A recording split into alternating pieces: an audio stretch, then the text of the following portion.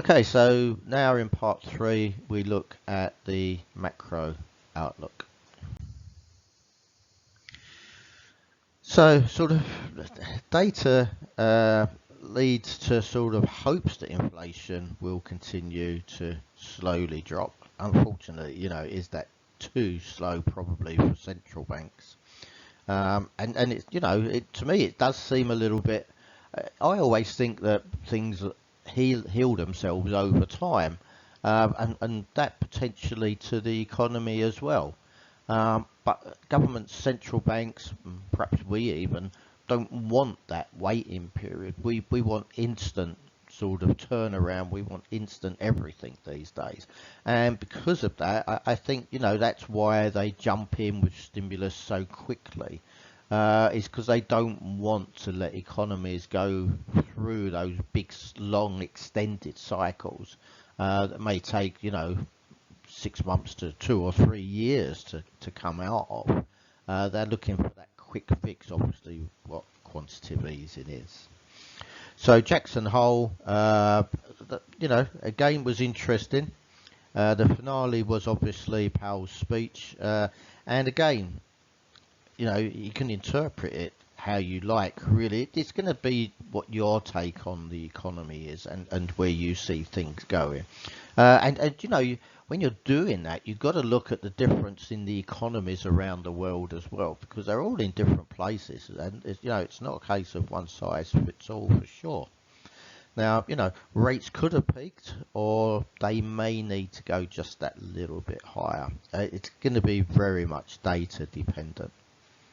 But as I say, with the US, they seem to be having more luck than most countries, and they are likely to manage that soft landing. It's one of the reasons why I've been so much of a fan of the dollar. But I just think the US have the biggest economy, obviously, but the strongest economy generally, because they're almost self-sufficient, especially when it comes to energy and food. But when we look at Europe and the UK, we're still going to have to wait a bit longer because their inflation is still higher, especially in the UK. And of course, the big question for me is going to be the weather coming into the winter seasons. Are we going to see again another mild winter like we did last year, which for me probably stopped Europe going into recession because of all those really high energy prices, or will this year actually be much colder, which will push up energy prices, gas, electricity, etc., which again that could fuel inflation. Sorry for the pun there, but it's good now. Okay, so I do expect once inflation has been tamed, and the central banks, they need to have that confidence that it's not just under control, but it's going to stay there as well. And that's the problem that they've got. And that's why, I keep maintaining you need to see 3 to 6 months at this target 2% level before they're even going to consider changing policy. That's if they're going to change policy. And there was a bit of talk about Powell increasing, or the US increasing their target rate to 3%. And in his speech, he emphasized he's going to keep it at 2%. So, that sort of expectations for interest rates to drop once inflation's back to 2%, I think that's a bit hopeful. I'm not so sure that that's going to happen. And even when it does, which I suppose eventually it will have to, it could possibly go into sort of mid to late 2024, or even to 2025, really, before there's any rate cuts. But, I expect them to be incremental. I expect them to be small, slow, and very calculated. Inflation's frightened them, the central banks, because they haven't been able to control it. And that's purely because it wasn't demand driven, especially in the first instance. It was all supply chain issues. And of course, now companies have got that taste for bigger profits, bigger profit margins. They're not going to give them up easy. So, for me, the question is, once inflation's under control, once rates have peaked, the question's going to be, what should we focus on next? Is it going to be unemployment levels because they start to rise? Or is the focus going to come to debt levels, especially around the government debt? And of course, that's if, recessions are either very shallow or miss completely. Again, I think, sort of when we're looking at the future, China's still a bit of a conundrum. It's still got that weak economy. Their real estate and local government debt is holding them back for sure. And of course, that lack of global demand is not helping either, because that means that they're selling less. Sort of their exports are down, and you see that in their data as well. And then sort of the geopolitical situation, with Russia, Ukraine, they're continuing to attack each other, and that's damaging ports and ships. So to a degree, I would have to admit that I'm surprised that commodities are lower, and with a rising dollar, you can see that for sort of one part of it. But the fact that war is going on, can it continue? Now, I'm not saying buy commodities, but I'm saying just keep an eye on them. And for me, it's much more about what the impact it's going to have on food prices. But at the moment, it's a pleasant surprise to see those agricultural products especially lower. But that geopolitical situation, just overall globally, it just continues to cause concern.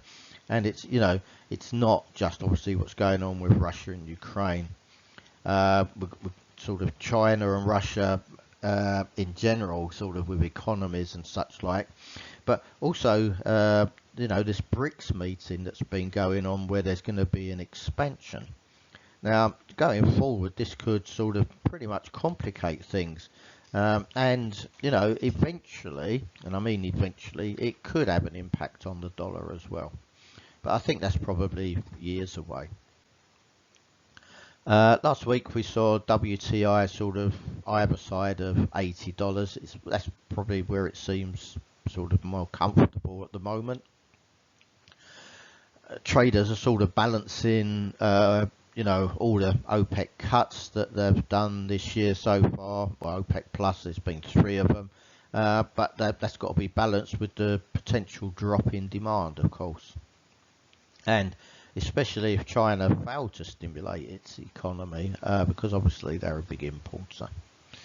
Now, although we are seeing more job losses, overall I think it's holding up really well, which is again is a surprise, but I do expect to see sort of less jobs available and more people losing their jobs over the rest of this year, especially outside of the US. Now, where I expect to see that is probably Q4 this year and into Q1 of 2024. And now with September approaching, traders are all going to be back at their desks pretty soon if they're not already. And then, we're going to be in front of our screens because we've got the next round of central banks coming along soon. Their rate decisions after their summer recess. And it's going to be an interesting last 4 months, I think. Although I'm not sure that there's going to be that many surprises, famous last words, I know. But as I mentioned, I think the focus, what we will focus on after inflation is back to 2% and rates level out is going to be the big question. The two things for me is employment, and also when we look at debt levels, because they're increasing, and obviously the cost of maintaining those debt levels and financing those debts has increased considerably. Okay, so that's it for my macro outlook this week. I hope you enjoy these. I'd love to get some feedback from you guys. So now as usual, just end up with what our services are. But I'm not going to bore you with them, so there they are. As I say, we just want to help you guys, you know, whether it's through providing you with information through our daily newsletters, the same as we do these, or whether it's, you know, helping you to either learn about trading or actually improve your trading. We've got everything covered.